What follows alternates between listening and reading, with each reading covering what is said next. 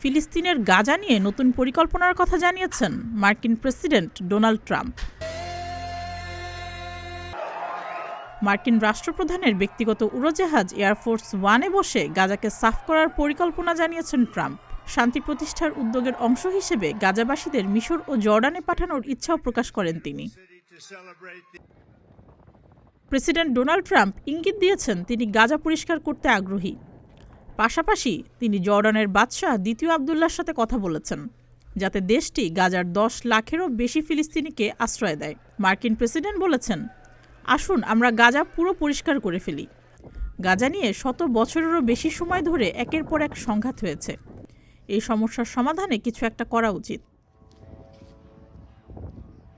Trump আরও জানান, গাজাবাসীদের সরিয়ে নেওয়ার উদ্যোগ সাময়িক বা দীর্ঘমেয়াদী হতে পারে।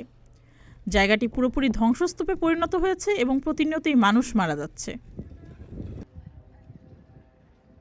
গত 15 মাস ধরে গাজায় হামাস ও ইসরায়েলের মধ্যে যুদ্ধ চলছিল।